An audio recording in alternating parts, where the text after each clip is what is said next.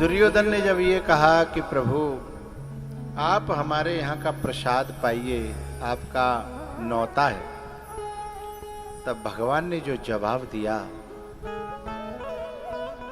वो सुनने लायक है। भगवान ने कहा तुम रोटी की बात करते हो, मैं तो तुम्हारे जैसों के यहाँ का पानी भी नहीं पीऊंगा। बोले क्यों? बोले जहां मेरी बात का आदर नहीं है, जहां मेरी वाणी का आदर नहीं है, वहां के टूके खा करके मैं अपने जमीर को मारना नहीं चाहता, क्योंकि किसी का नमक खाने के बाद उसके लिए हमारा जमीर गिरवी रख जाता है। इसलिए जहां आव नहीं, आदर नहीं और नैनन नहीं स्नेह, और तुलसी वहां न जाइए चाहे कंचन बरसे मेह। मैं तो पानी भी नहीं पीऊंगा यहां। एक बात बताऊं, दिन अच्छे और बुरे आते हैं और जाते हैं, सदा एक से दिन तो किसी के नहीं रहते। लेकिन बुरे दिनों में भी किसी का एहसान बड़े देखभाल के लेना, क्योंकि दिन तो निकल जाएंगे। यदि किसी दुष्ट का एहसान ले लिया तो चुकाना बड़ा भारी पड़ जाएगा, जैसे कर्ण को पड़ गया था। दुर्योधन का एहसान कर्ण को अपनी जान गंवा करके चुकाना पड़ा। ये एहसान चढ़ाने वाले लोग कभी कभी जिंदगी को नरक बना देते हैं। बात समझ में आई? इसलिए भगवान ने कहा कि मैं तुम्हारे यहाँ का तो पानी भी नहीं पीऊंगा। अच्छा, हाँ, मेरे काका विदुर हैं क्या? तो काका जो थे ना विदुर जी, उन्होंने हाथ खड़ा किया कि मैं हूं, सभा थी। बोले काका मुझे तुम्हारे यहाँ का प्रसाद पाना है। हा। उस भरी सभा में विदुर जी की आंखें भर आई। आंखों के सामने एक युवराज का भोग ठुकराया और गरीब विदुर से कहते हैं मुझे तुम्हारे यहाँ का प्रसाद पाना है। कल्पना करिएगा, कोई छोटा मोटा मंत्री संतरी यहाँ आवे और गांव के प्रधान को मना करके और हमारे गरीब के यहाँ का भोजन स्वीकार करे। हा। और वो तो तीनों लोकों का मालिक है, तीनों लोकों का मालिक। विदुर जी पता है क्यों रो पड़े? क्योंकि विदुरानी को वो रोज कथा सुनाते थे ठाकुर जी की। जब रोज कथा सुनाते थे ना, तो विदुरानी पूछती थी क्या वो कभी आएंगे? तो विदुर जी सांत्वना बंधाने के लिए विदुरानी से यूं ही कह देते थे झूठे को कि वो जरूर आएंगे। लेकिन पता है, जब उन्होंने, भगवान ने ये कहा कि वो आएंगे, वो हम तुम्हारे यहाँ भोजन पाना चाहते हैं, तो विदुर जी को ये लगा कि मेरी बात को साची करने के लिए आज ठाकुर जी स्वयं चल करके आए हैं। हा। इसलिए भगवान को इस बात को कहने के बाद विदुर जी की आंखें भर आई, रोना आ गया। राम सदा सेवक रुचि राखी, राम सदा सेवक रुचि राखी, वेद पुराण संत शव साखी। वेद पुराण संत शव साखी। मेरे यहाँ भोजन पाने के लिए आपने एक या राजा का 56 भोग ठुकरा दिया। तब भगवान कहते हैं मुझे राजा से प्रजा से नहीं, मुझे तो अपने भक्त से लेना देना है, मुझे तो भाव से लेना देना है, मुझे प्रेमी से लेना देना है। भगवान की इस उदारता को देख करके विदुर जी रोते चले जा रहे हैं और वो भूल गए कि मुझे ये कहना है कि हाँ चलो।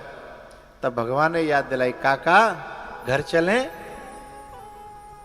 तब काका को होश आया, बोले हाँ हाँ चलो।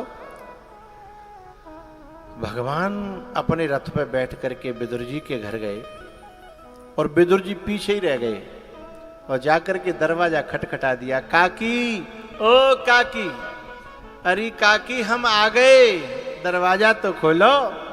और काकी ने अभी लोटा डाला ही था पहला नहाने के लिए। अब क्या करे, नहावे तो देर हो जाएगी और अब यदि आधे में ते जाए तो कपड़ा गीले हुए गए हैं। अब क्या करे, आगे कुआं और पीछे खाई और दोनों तरफ से आफतें आई। क्या करे, बहुत देर रह गई, सोच नहीं पाई। फिर आवाज आई, काकी दरवाजा खुले तो रुके और नहीं तो हम जाए।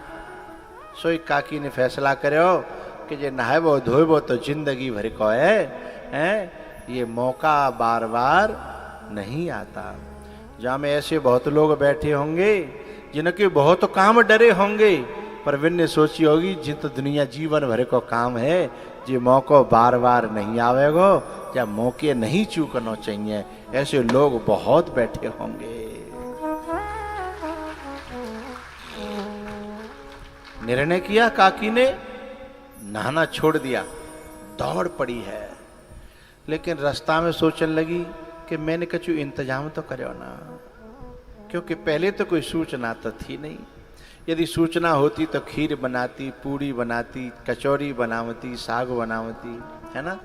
लेकिन बिना सूचना के भगवान आए हैं, अब मैं क्या करूं, मैं तो तैयारी नहीं करी।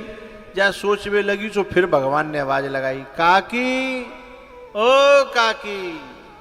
फिर काकी ने निर्णय किया, सब काम जाओ बाहर में, पहले भगवान को अंदर लेना चाहिए। और जाकर के किवाड़ खोली, जिनके दर्शन के लिए जन्म जन्म मुनि जतन कराही,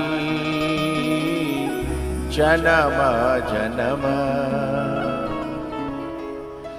जन्म जन्म मुनि जतन कराही, अंतराम कहे आवत ना, अंतराम कहे आवत ना। भैया विदुरानी ने जैसे ही ठाकुर जी के दर्शन किए, पलक झपकना छोड़ दिया, टकटकी लगा करके देखे जा रही हैं, देखे जा रही हैं। भगवान ने कहा, काकी किवाड़ बंद हती तऊ हम तो बाहर ही ठाड़े, और किवाड़ खुल गई तऊ हम तो बाहर के बाहर ही हैं। तब होश आयो, फिर अंदर लेके आई आंगन में, फिर खड़े करके देखने लगी। भक्त जो है ना, आदो बाबरो हो तो आदो बाबरो, बुद्धि काम करना बंद कर देती है।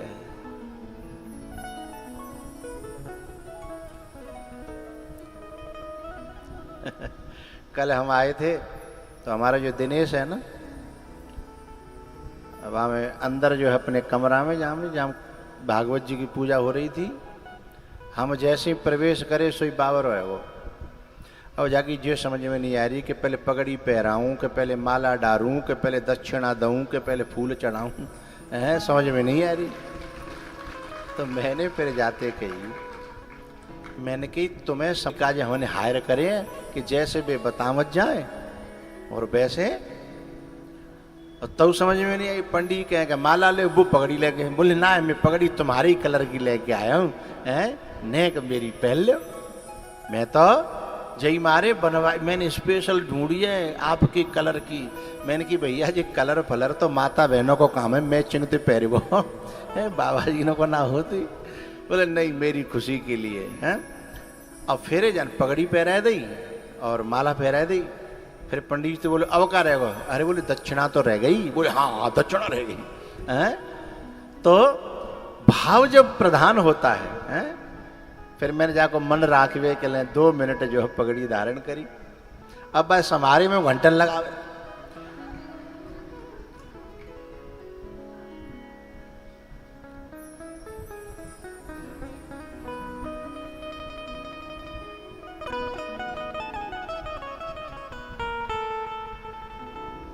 और नारियल तोरे ही डाल रहा है।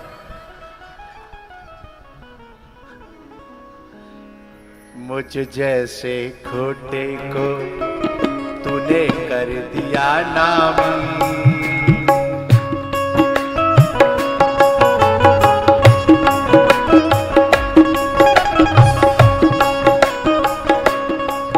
मुझ जैसे खोटे को तूने कर दिया नामी।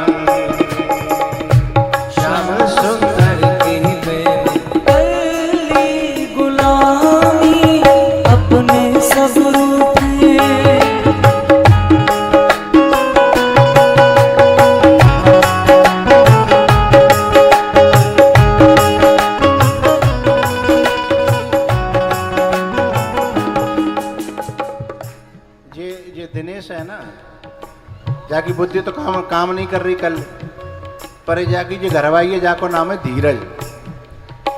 अब वो पीछे तो समझ आए भी डोला तो बाकी सुन तो ना है। अब बाकी सुने तो वो समझ आ देती कि पहले जे करो कि पहले जे करो। पर एक बात बताऊं, यदि भगवान आमे गुरु आमे संत आमे गलती न होए तो समझ लो पूजा सही भई नहीं है, गलती होनी चाहिए।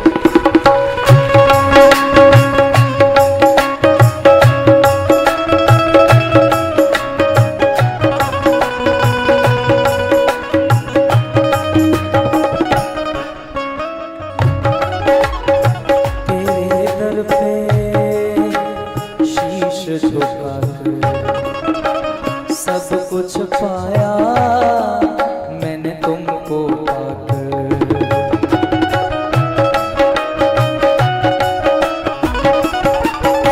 तेरे दर पे शीश झुकाकर सब कुछ पाया मैंने तुमको पाकर।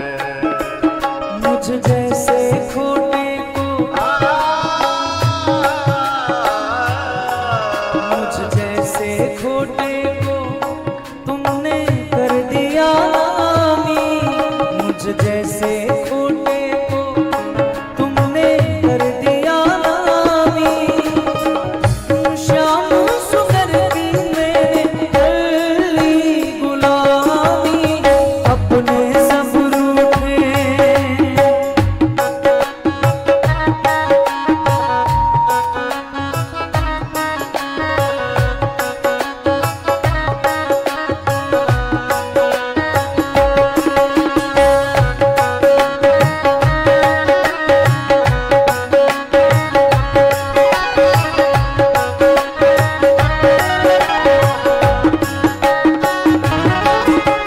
पाप पुण्य कुछ मैं ना जानूं, भला बुरा क्या मैं ना पहचानूं।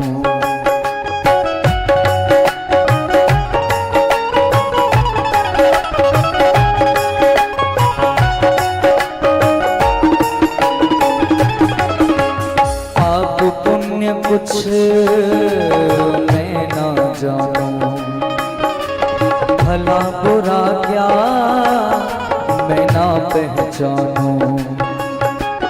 उन्हें क्षमा करना मुझ में है जो खामी, उन्हें क्षमा करना मुझ में हो जो खामी। श्याम सुंदर की मैंने कर ली गुलामी, अपने सब रूठे चाहे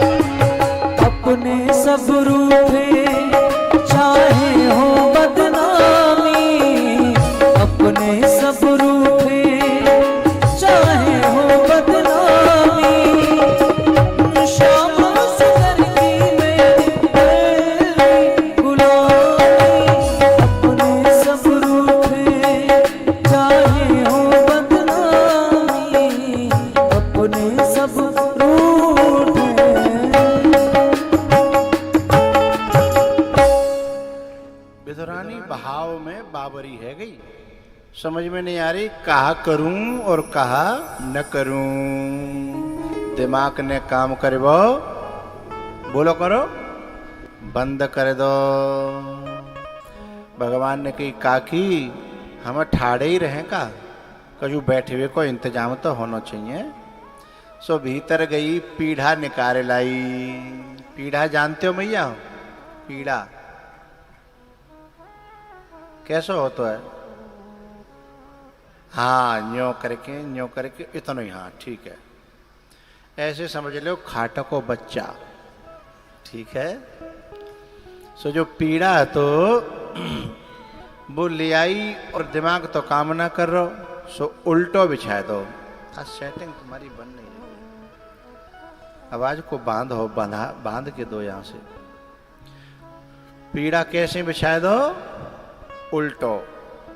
यदि कोई धाना खेड़ली को हो तो रूपवास को हो तो गुस्सा है कि लौट जातो को उल्टो पीड़ा। हमारे काजे उल्टो पीड़ा, लेकिन भगवान तो उतने ही ज्यादा खुश है गए। का कह रहे पता है? अरे काकी तू कितनी अच्छी है कि तैने ऐसे तरीका ते पीड़ा बिछायो को कौनी टेकवे के लिए पायो है गो है टेकुआ। कितनी अच्छी तरह से पीड़ा बिछायो है। प्रेम वो है जो बुराई में भी भलाई खोज ले, और द्वेष वो है जो भलाई में भी बुराई खोज ले, है ना।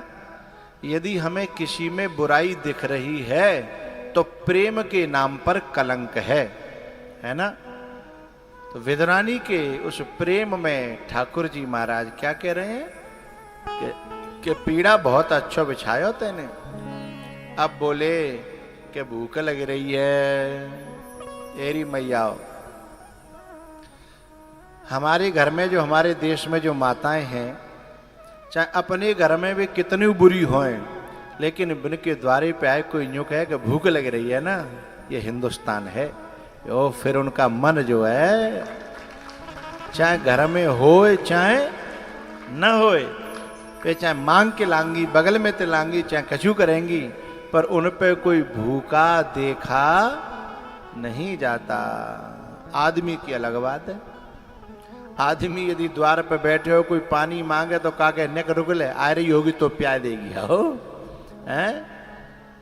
एक तरह एक सेठ जी महाराज अपने लिखा पढ़ी में लग रही, एक आदमी आयो, बोले सेठ जी प्यास लगी है, पानी पिया दे। वो रुक ले, आदमी आता है अभी। मेरा आदमी नौकर था भीतर, बोले आदमी आ रहा है। लिखा पढ़ी में लग गए, वो बैठे हो चारों प्यास हो। नेक देर पीछे फिर बोले सेठ जी बहुत प्यास लग रही है। अरे बोले कहा ना आदमी आ रहा है। तो प्यासे ने नेक देर बाद कही कि सेठ जी नेक देर का तुम ही आदमी बन जाओ। बहुत बड़ी बात है।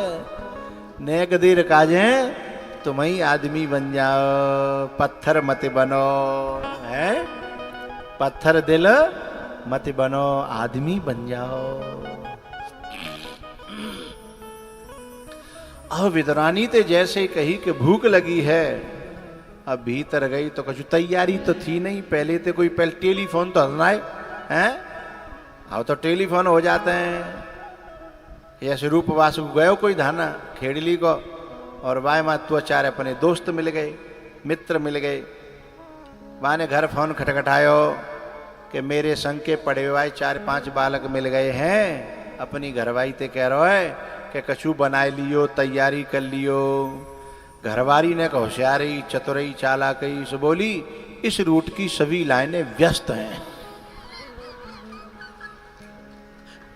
वो जो कंप्यूटर पे लड़की बोलती है उसी की भाषा में बोली है, इस रूट की सभी लाइनें व्यस्त हैं। अब बताओ का करे विचारो है।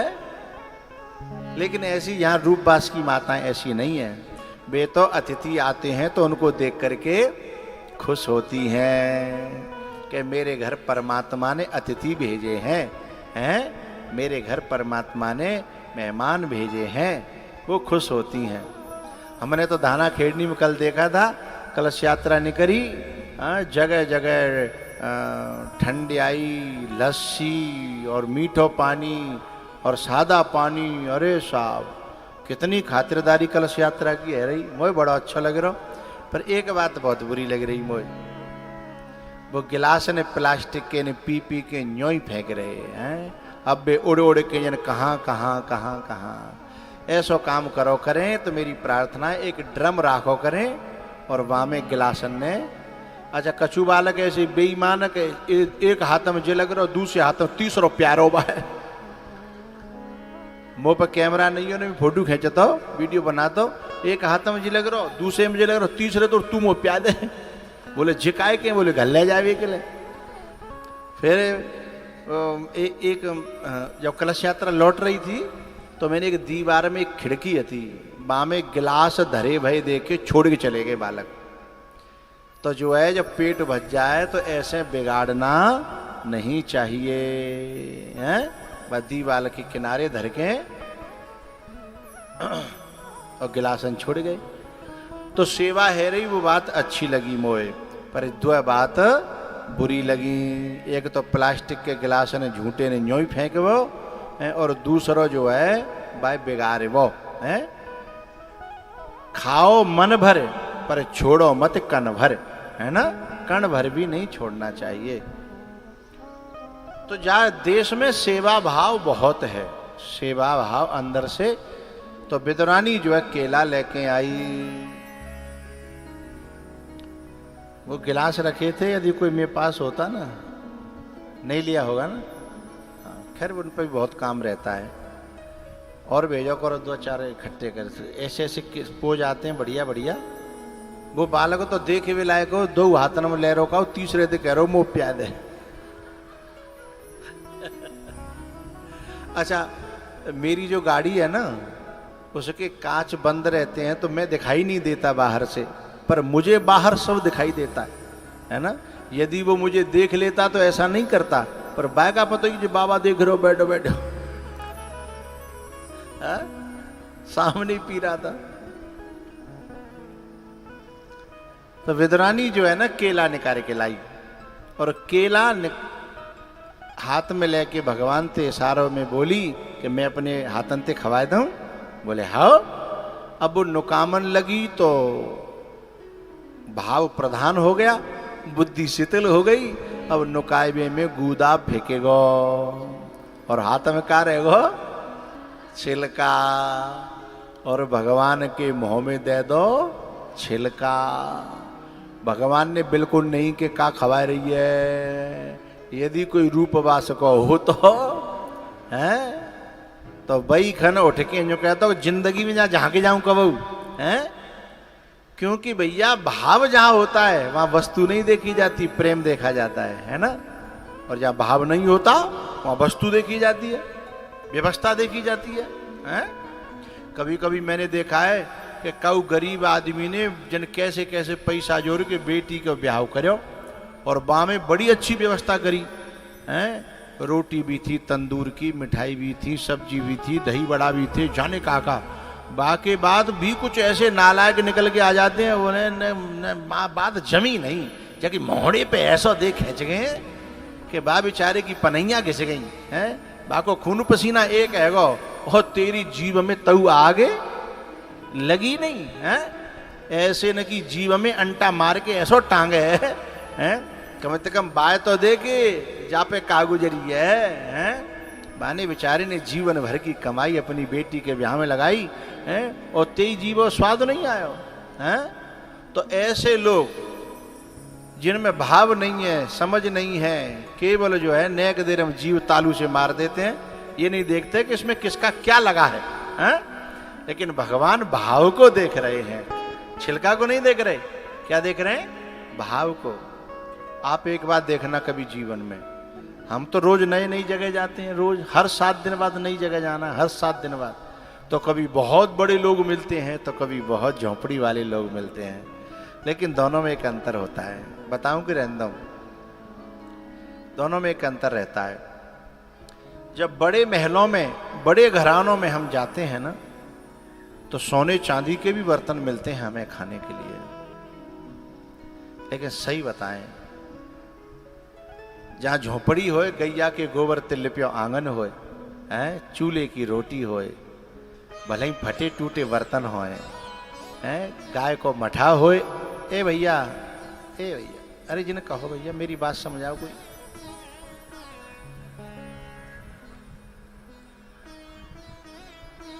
अच्छा, वैसे मोब आ रहे हैं, ठीक है, आगरा से आए होंगे, हाँ कोई बात ना है, ऐसे नहीं कि तो छूट है भैया।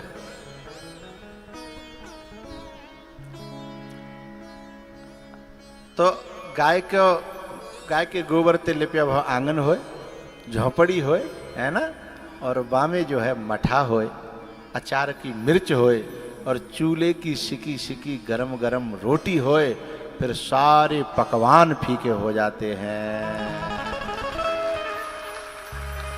फिर वहां वे सोने चांदी के बर्तन फीके पड़ जाते हैं, क्योंकि वहां भाव होता है, वहां सात्विकता होती है, वहां निरभिमानता होती है।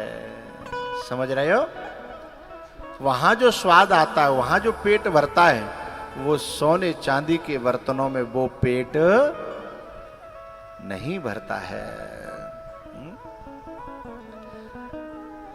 अक्सर करके मैं यदि जा रहा हूं और कहूं खेत पे कहूं टिफिन खोले हो, तो मैं मन करता हूं गाड़ी रोक के जाके टिफिन में तो जरूर 2 रोटी खाओ। खेत की मेड़ पे जब टिफिन खुलतो है ना, हा, उसका स्वाद हर किसान जानता है।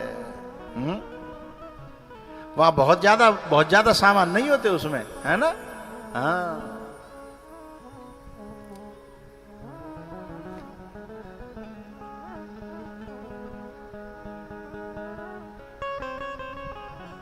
विदरानी दूसरा केला लेती है, फिर गूदा बाहर और छिलका भगवान को। ऐसे ही सारे केला गूदा बाहर और छिलका भगवान को खिला देती है।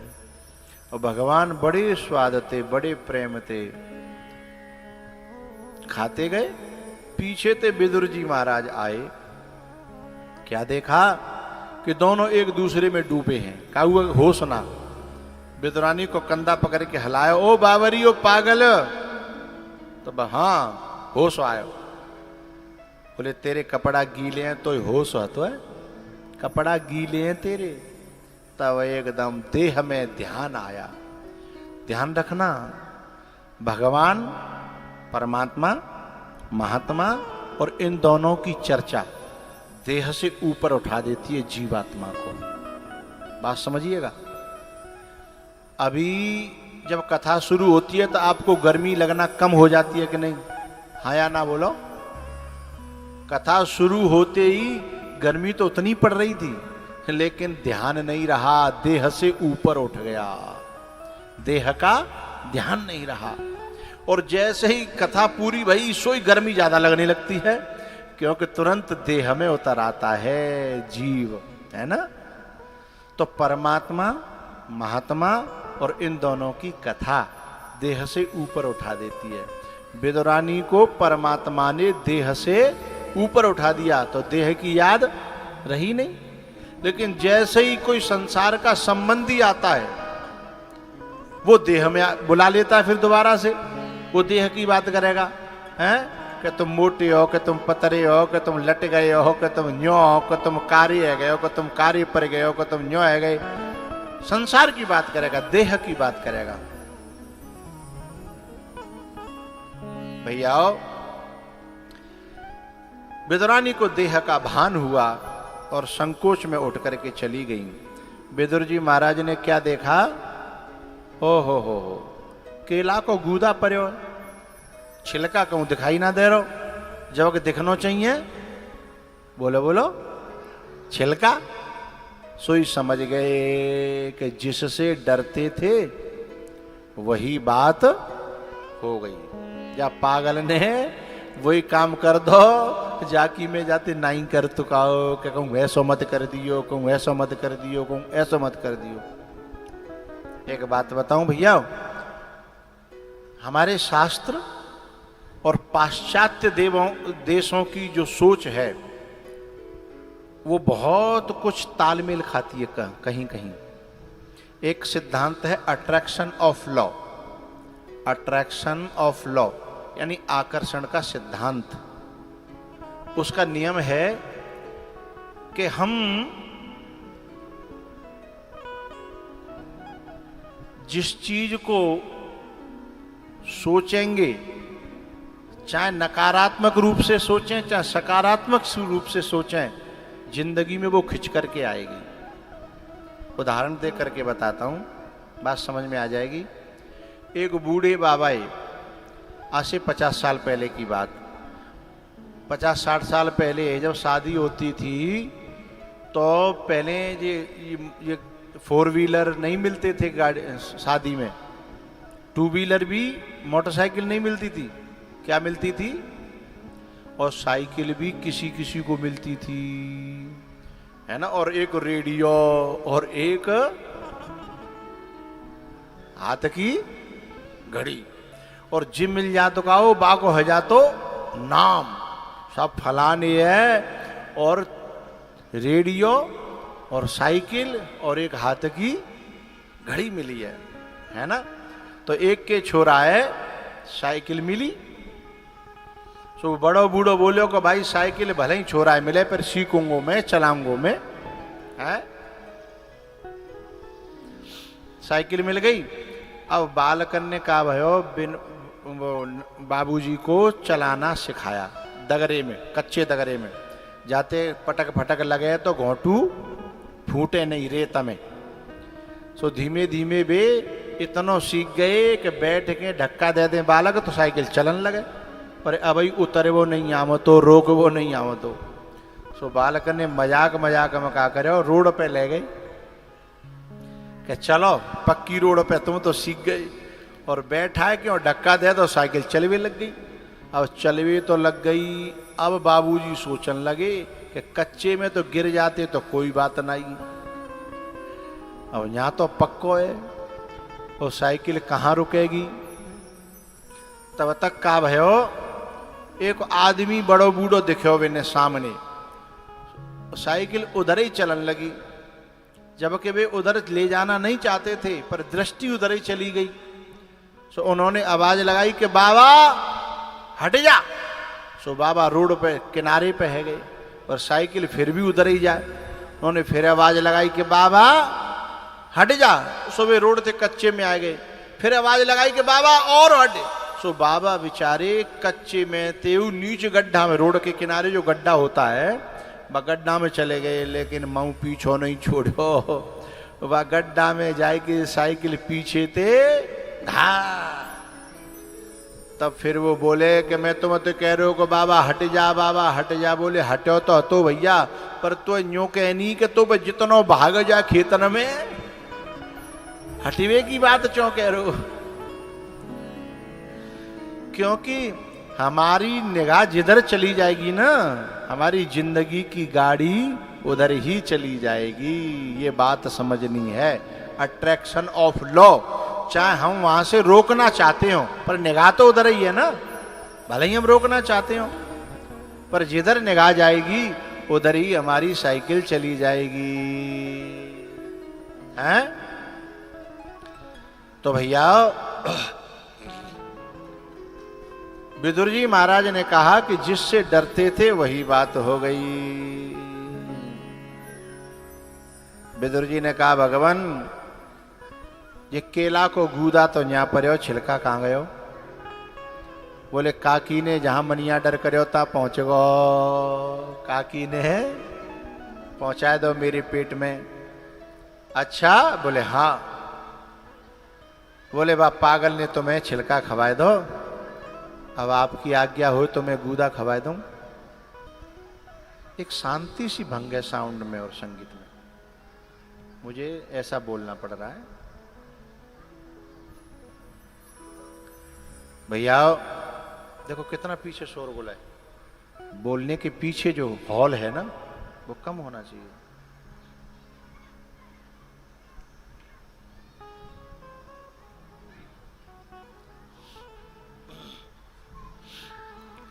तो भैया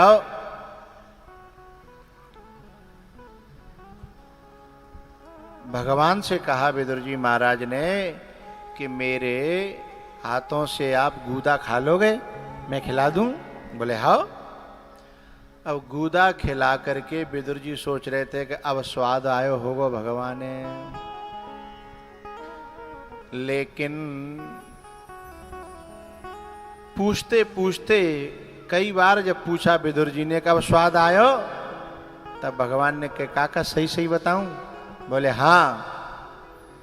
स्वाद छिलकों में था वो तेरे गूदे में ना, मैं तो बेदो रानी के छिलके तक खा गया।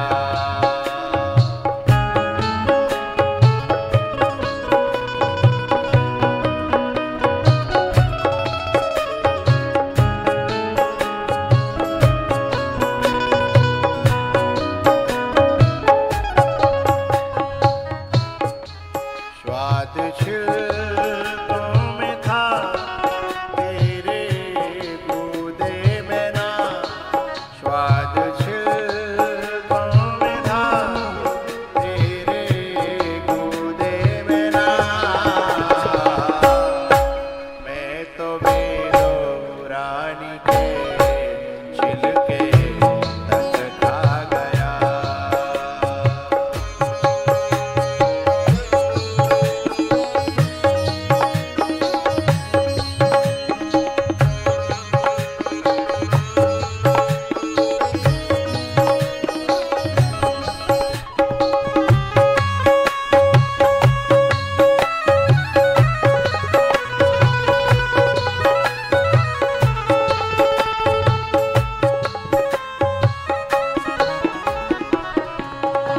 चतुराई जिसने की उसको मैं ना मिला, चतुराई जिसने की उसको मैं ना मिला, पीलनी का मुझे भोला बन भा गया।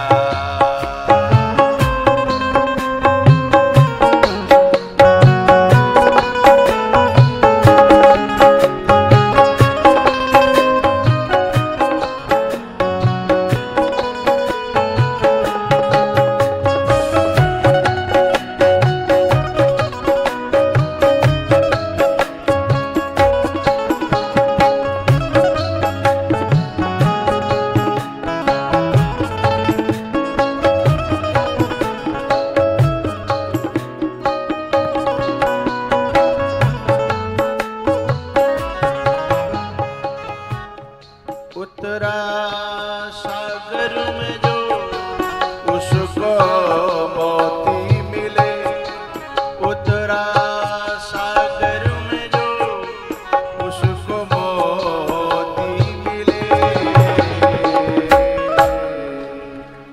खोज की जिसने मेरी मुझे पा गया,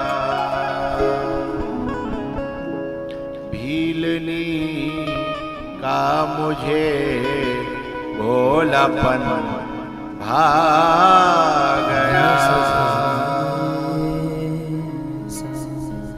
भैया विदुर जी ने कहा क्यों मेरे गूदा में भी स्वाद नहीं आया और वह पागल के छिलका में स्वाद आ रहा है?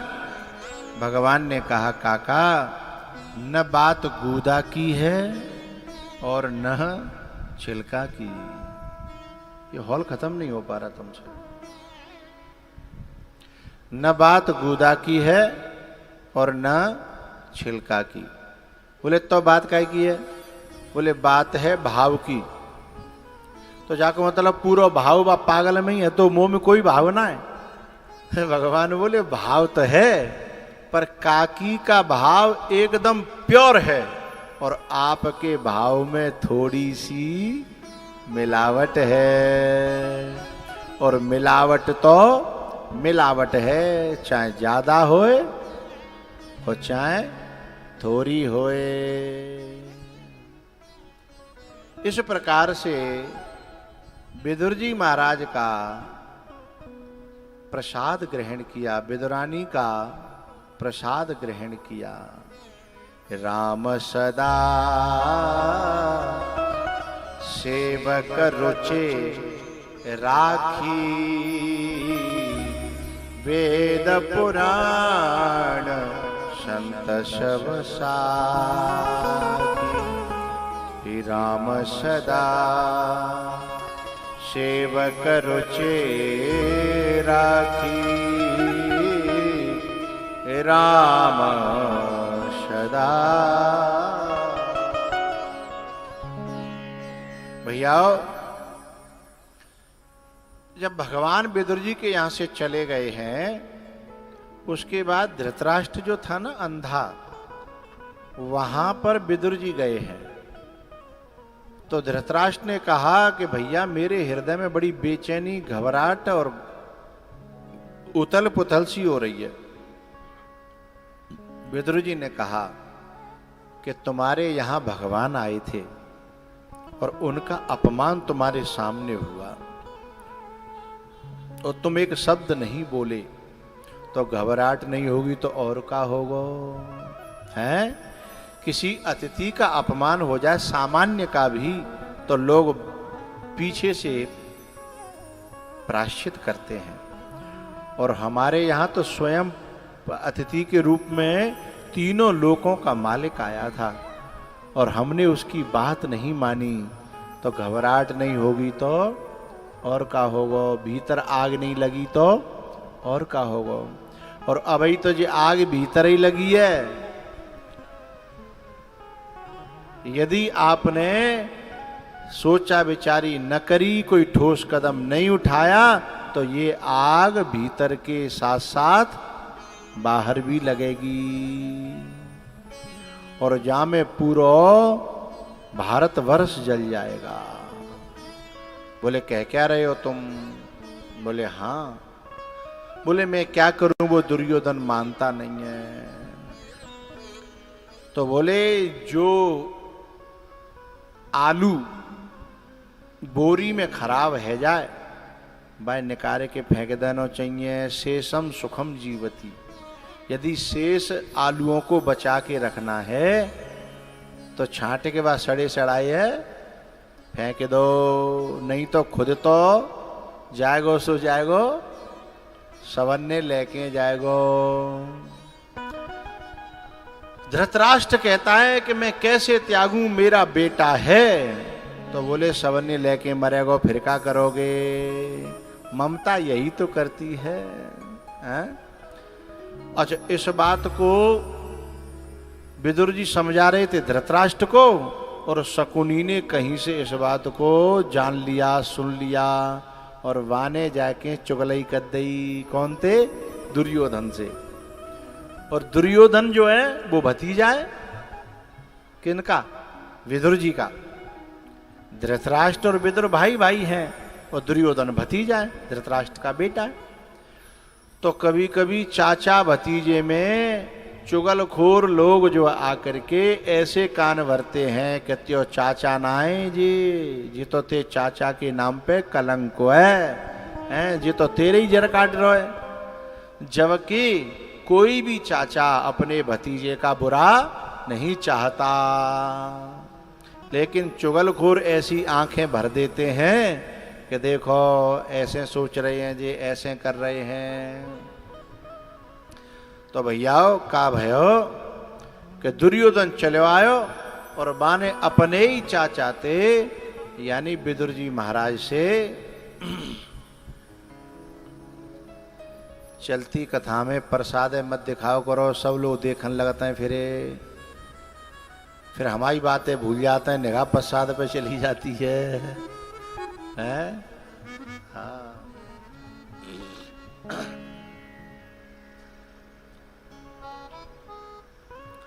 तो भैया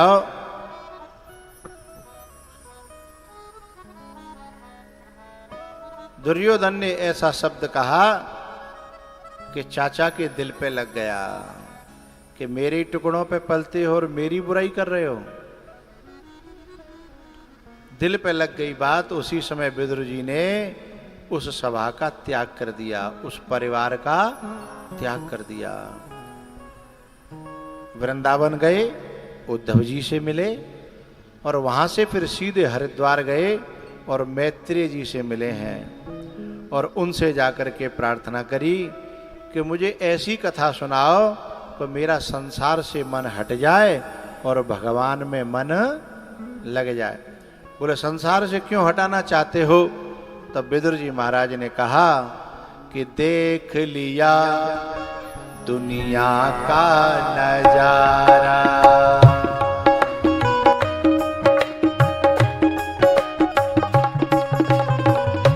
देख लिया दुनिया का नजारा, देख लिया दुनिया का नजारा, ना हम किसी के न कोई हमारा।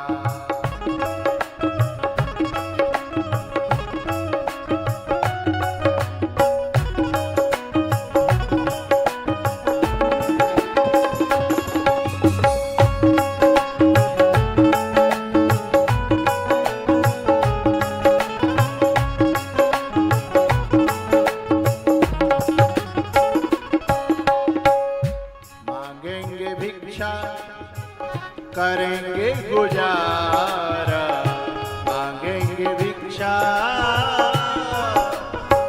करेंगे गुजारा, ना हम किसी के न कोई हमारा।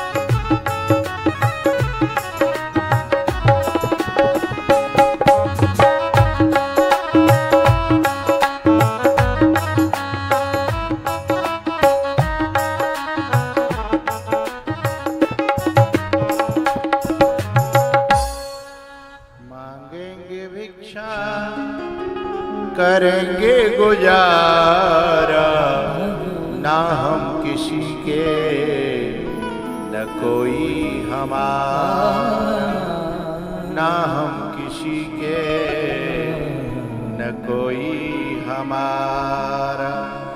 देख लिया दुनिया का नजारा, देख लिया दुनिया का नजारा, ना हम किसी के न कोई हमारा।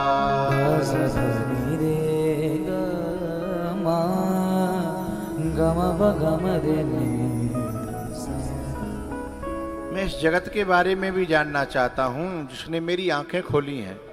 विदुर जी कह रहे हैं, एक बात बताऊं भैया, दुनिया में जब हमारे साथ भला करने के बाद में भी दुर्घटना हो रही हो, भलाई का परिणाम बुराई से मिलता हो, तो भगवान ये बताना चाहता है कि जब दुनिया में कितनों कर लियो तो भलाई मिले वारी नाए। और करें का? बोले जहां छोटे से एहसान को ज्यादा माना जाता हो उसकी शरण में जाना चाहिए, और जहां कर करके मर जाओ और तो भी कोई रिस्पॉन्स न मिले वहां से हटना चाहिए।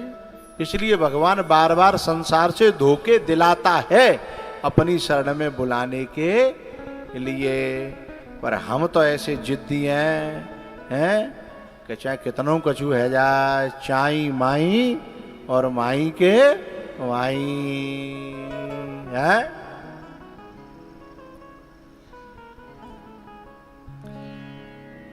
संसार से वैराग्य कराने के लिए ठाकुर जी ये लीलाएं कराते हैं। किसी के साथ भला बुरा घटना होती है, हैं? विदुर जी महाराज के साथ में हुई, उन्होंने तुरंत जो है बोले मैं इस जगत को अच्छी तरह जानना चाहते हूँ, इसकी पैदाइश क्या है। तब विदुर जी महाराज से कहा मैत्रेय जी ने कि नारायण की नाभि से कमल, कमल से ब्रह्मा जी, और ब्रह्मा जी के सबसे पहले 4 पुत्र पैदा हुए जिनका नाम था सनत कुमार। बोले वो सब बैरागी हो गए, फिर 10 ऋषि पैदा करे, वे भी सन्यासी हो गए, वे भी जो बैरागी हो गए। फिर रुद्र रुद्राणी पैदा करे, उनसे सृष्टि तो बनी, आगे बढ़ी, लेकिन तमोगुणी, फिर रोकनी पड़ी। बोले फिर मनु और शतरूपा, और मनु जी महाराज शतरूपा के फिर आगे सृष्टि बढ़ी, जिनके 5 संतानें हुई। अच्छा, जो मनु जी महाराज थे ना,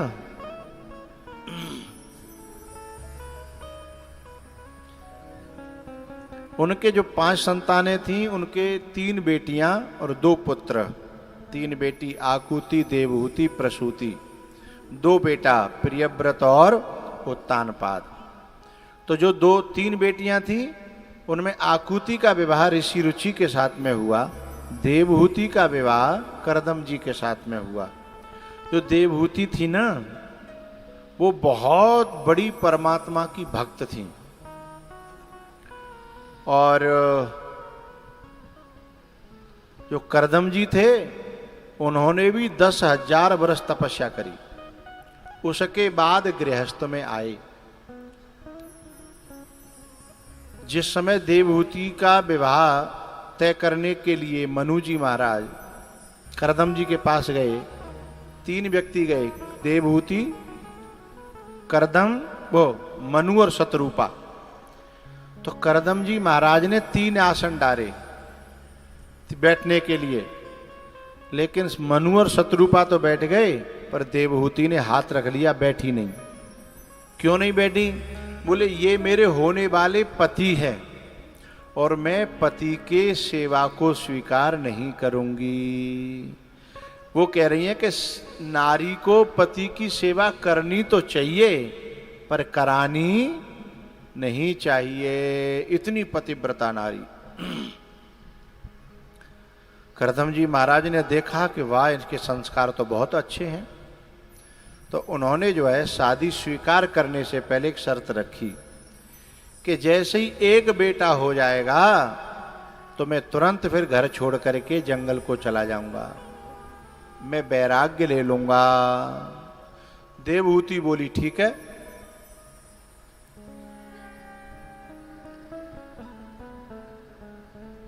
वंदे भारत जा रही है।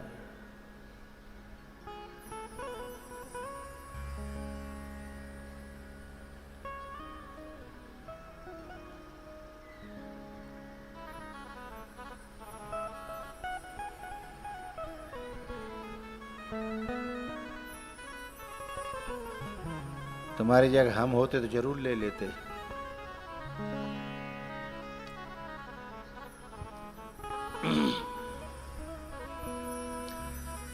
तो भैया उन्होंने कहा 1 बेटा होते ही मैं वैराग्य ले लूंगा, क्योंकि मैं पूरी जिंदगी को दुनिया में बर्बाद करना नहीं चाहता हैं। थोड़ी इस संसार को दूंगा, थोड़ी सी जिंदगी, और बाकी परमात्मा को दूंगा। लेकिन हम लोग क्या करते हैं, पूरी की पूरी जिंदगी मरे वे ला के है जाऊं, तऊ जो है खेत पे रखवारी राखवे के काम तो आमत ही है? नहरे में बाड़े में हम सुबाई जाते हैं, काहे के लिए? पोहने की रखवाई राखे को है।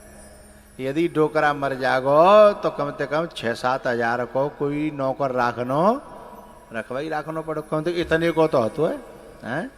तो भी हम संसार के काम आते हैं। भैया जीव सच्चा समझदार वह है जो जैसे ही बेटा लायक है जाए, उसी समय घर को छोड़ करके भगवान का भजन करना चाहिए। सच्चा समझदार वो है। तो करदम जी महाराज ने तय कर दिया। देवहूति बोली बिल्कुल ठीक है, मुझे इसमें कोई परेशानी नहीं है। जब शादी हो गई उसके बाद अब करदम जी सोच रहे हैं कि एक बेटा है जाए, लेकिन पहली पत बेटी भई। उन्होंने सोचा अब के बेटा होगा, फिर बेटी भई। सोची अब के बेटा होगा, फिर बेटी भई। न बाबा आवे और न घंटा। ऐसे सोचते सोचते 9 कन्याएं हो गई, बेटे का नंबर आ ही नहीं रहा। अब करदम जी सोच रहे हम बुरे फंसे, हमें का पता ही है? जब 9 कन्याएं हुई तब 10वें नंबर पर एक बेटा हुआ जिनका नाम था कपिल भगवान। स्वयं भगवान का अवतार हुआ। और जब कपिल भगवान का अवतार हुआ सोई करदम जी ने कहा कि अब बेटा है गो, अब मैं जाना चाहता हूं। अच्छा, जा समय तय भई कही ताकन तो हाल कह दई, लेकिन जावे को नंबर आयो। कहना सरल है लेकिन करना कठिन है। रो पड़ी है देवहूति कि तुम्हारे जैसे महापुरुष को पाकर के भी मेरे मन में वैराग्य नहीं हुआ। मैं ममता में सनी रही, मोह में सनी रही, मुझे घर छोड़ने का मन नहीं हुआ। ये मेरा दुर्भाग्य ही तो है, नहीं तो मुझे भी वैराग्य हो जाता तो मैं भी चलती है। नेह यत कर्म धर्माय न विरागाय कल्पते, न तीर्थ पद सेवायै जीवन नपि मृतो ही सह।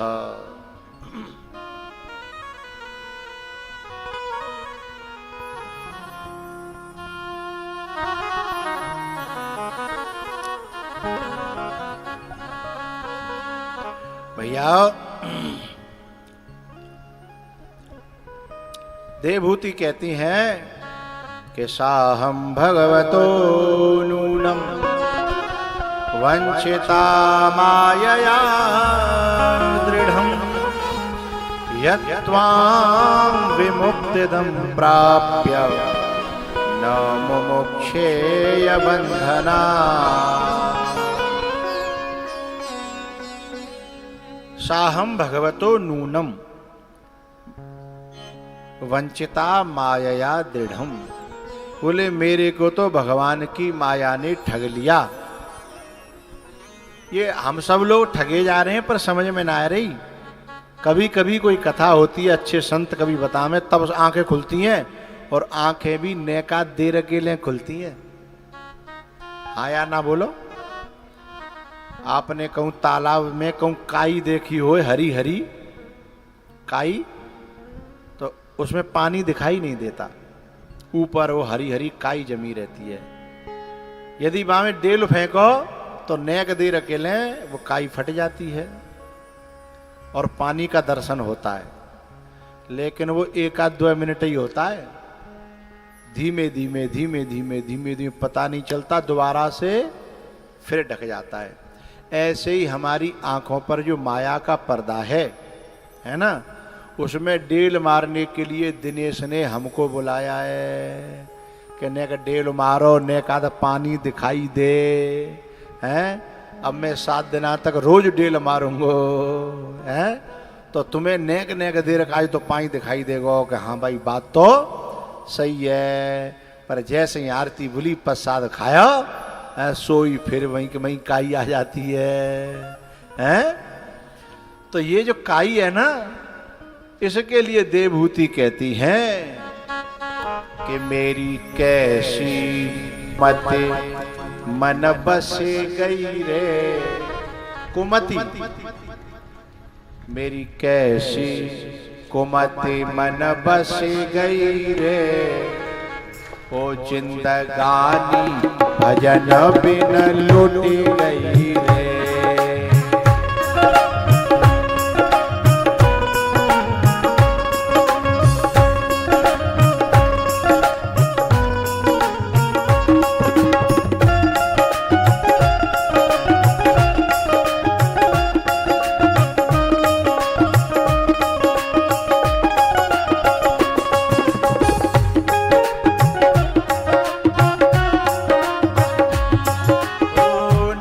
धोए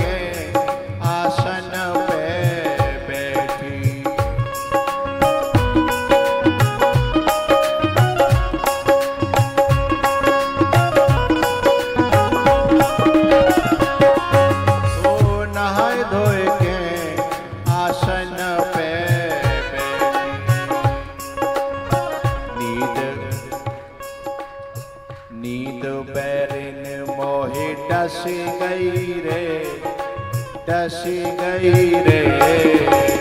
ओ जिंदगानी भजन बिन लुट गई रे।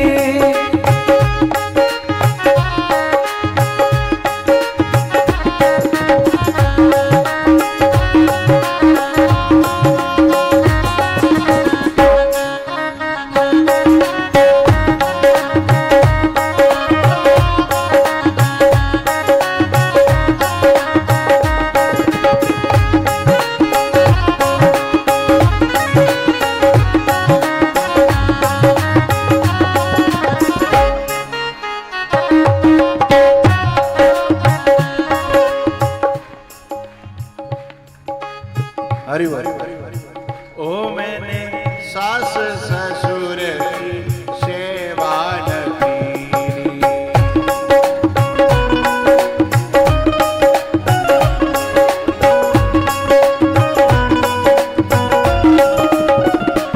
मैंने सास ससुर की सेवा न की।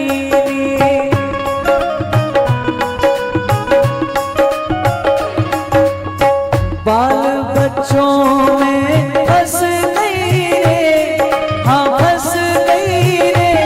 जिंदगानी भजन बिन लुट गई रे।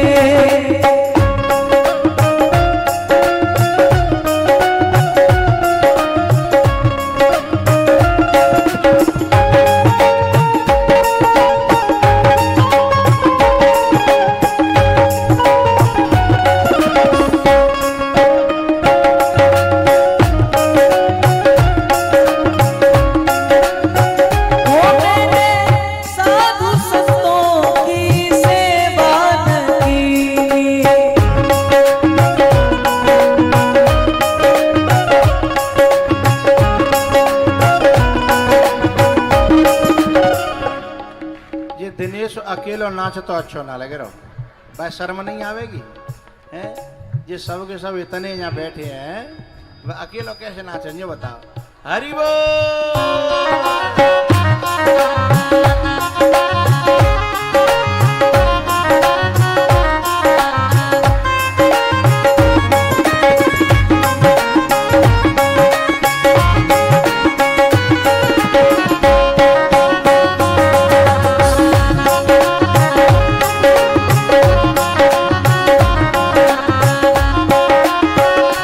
मैंने साधु संतों की सेवा न की।